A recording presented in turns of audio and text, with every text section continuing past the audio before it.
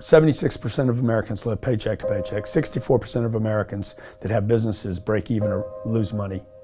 Most people don't have any money and have accepted the fact that they don't have any money. They don't have any leftover money. They're fearful of money constantly. They overspend. They don't know how to produce money. They definitely don't know how to multiply it. The land of the brave and the home of the free, it's not even close to the truth.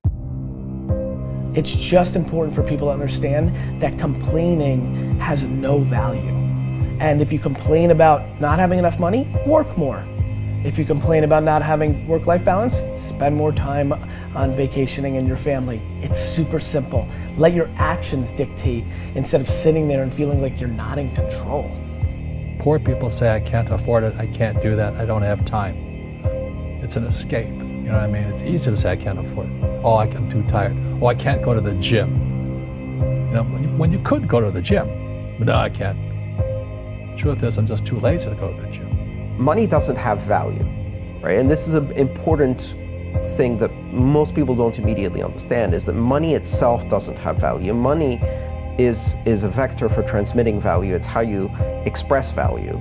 But the value isn't in the money, it's in the product or service you bought with it, and it's in the labor you gave in order to acquire it in the first place. That's where the value comes from. There's nothing intrinsically valuable in the money. You shouldn't put money in a house, you should put money in your brand. You should put money in the marketing. You should promote yourself, not put money in where you and the kids live. Right. Why is that a mistake? Because it's dead money. I mean, a house can't make you money. A house does not make you money. The only reason people think a house makes them money is they're comparing it to, if I rent, that costs me money. But, you know, if you need to go to a hospital, you don't buy the hospital. You rent a bed to get out of there as fast as you can. If you go on a trip, you go to America and you want to go to Disneyland, you don't buy the hotel, you rent a room. And nobody thinks poorly of that. They're like, yeah, I'm gonna go there, use the place and get out. That's what you should be doing with your living. Find a place where you can rent. Pay rent monthly. Don't own the house. And take all the money that you would have put in that house purchase, down payment, extra money, fixing it up, use all that money to improve your business and yourself so that you can get more money. Right? So I see so many people here like, I'm gonna invest 300,000 pounds in a house to hopefully make $30,000, 30,000 pounds. Right. I'm gonna buy it for 300, maybe I'll sell it for 600,000. I'll double my money. Fixed in one place, by the way, where no money comes to you. Money does not go to homes. Right, and that's a big thing on your career is moving locations. Yeah, I've moved 5 or 6 times. I can move another 4 or 5 times. Because people who stay in the same place get too comfortable. If you study wealthy people, they're mercurial. They're moving, they're mobile. They're not talking, Warren Buffett and Bill Gates do not talk about the home they live in. They talk about the places they're going to. They go meet money, they go meet wealth, they go meet connections. People are stunningly accepting of anything if they actually believe that's the purest form of it. I think I'd be less acceptable if I hedged. I really do. People will accept you. People accept everything. Just be you. Be you, and clearly people like react. When you're trying to fake something and you've got bad intent, well then that's visceral and we hate.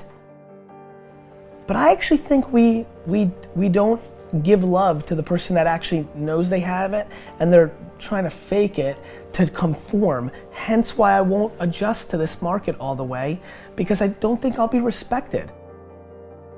I know what my intent is, so why would I be scared? I want to build the biggest building in town. That's who I am. And you know how I want to do that? By building the biggest building in town. And a lot of people want to build the biggest building in town, and you know how they want to do it? By tearing everybody else's building down. Poverty is passed on. It's taught in your families. And middle class is taught in families. And so the people right now who are sitting at home, who are struggling financially or worried about money or unhappy, they may be making a lot of money, but unhappy with what they're doing, it was probably taught to you. You know, your superego was taught, get a job, work hard, or you'll never be rich, or the rich are evil, or whatever. And until you change your mindset, Correct. Money won't help you, right? Correct. And we see that with people that win the lottery, people that make more money, they still have the same problem. Right. Because they have that poor man's soul. Right. If you're poor, you'll always be poor.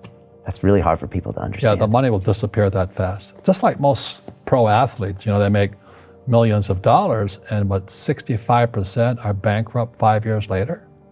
It's because they come from poor families. Now you tell them that, they get very angry at you. It's the rich fault. It's you guys ripped me off and government ripped me off. But unfortunately, what Mr. Lipton was saying, it's passed down genetically. That's the frightening thing. And it's interesting when you commit to something, little gifts just start automatically showing up. It's a phenomenal thing. It's happened my whole career. When I fully commit, somebody will bring me something. Okay. And then look, then keep your eyes open. And by the way, the package may come wrapped in a package you weren't thinking about. Hard work. Or like a voice, or like a person, or maybe from a different direction than you thought, or an offering where you're like, you read something about this and that's not the thing. Like all throughout my career, it's come in weird kind of ways. If you ask for help and somebody shows up at the door, maybe invite them in. Okay. Regardless of what the packaging is or what you've heard about it or whatever. That's really been beneficial to me. Okay. How old are you? 44. I'm 40. Do you know how young we feel? When you were 26, did you ever think that this is what 44 felt like? No. You thought that was finished? Yeah. How old are you? 29. Like, you think a 40-year-old, like, when I was 25 years old, I thought a 40-year-old was finished. I don't even feel like I'm starting. Right? Yeah, but when I was 26, I was in a rush. I understand. And all of those guys and girls on the streets last night, when you say that to them, like their face kind of goes blank, because all the stuff they watch, MTV, music videos, it's all about the bling now and the this now and the this now. And MTV's tamed. You start following people on Instagram and it's a disaster. They're all pushing it's all about champagne and private planes and you can get it too and just sign up for my course. And everybody's falling for it. So I'm coming out and first of all, I want to be historically correct. Nobody in 100 years is going to watch that video and say that I was full of crap. I like that. Right? Number two, I want my legend to grow. I'm always fascinated by politicians and world figures. Like Winston Churchill, his brain continues to grow. Yeah. Right? I want that. When I'm dead, I want to be in the ground at peace knowing my legend's growing. I want that. I want that in the business world. And so I'm giving real advice, and real advice looks like this. When you're 19 and you can spend 7 full years learning your craft, meeting people that are mentors, being patient, and you wake up and you're 26 years old, you have your entire life in front of you and you've done great foundational work to go on and then be successful. I have bad luck too. I've had financial crashes. I've had people stab me in the back, but they're all good because I grow from it. That's spirituality. Right. People who are afraid of making mistakes, like they teach in school, they don't ever grow. Because spirituality is there's good and there's bad, there's right and there's wrong, there's up and there's down. Most people only want to be right. They only want to be positive. Well, you can't have that. That's not reality. And the average person, the reason they're poor is they haven't failed. They play it so safe. They haven't made any mistakes like they're taught in school. That means they don't learn anything. That's why the school system's actually fundamentally corrupt. It's anti-education. Right. Don't make mistakes and don't ask for help. And if I didn't ask for help, I have my accountants, my attorneys, my bankers and all that. I go into business like a rugby team. Boom, boom. And we kick butt. But the average guy is standing there, I'm an A student, I'm going to do this all on myself. And a bunch of rugby players run you over and you go, well, they're not playing fair. You know what, you're playing stupid. You should have a team. You should have accountants, attorneys, and bankers and all that stuff. But that's not the game I want to play. I said, then don't play the game.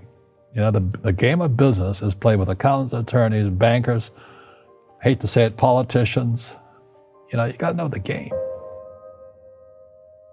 I don't want to hustle. I want to prosper.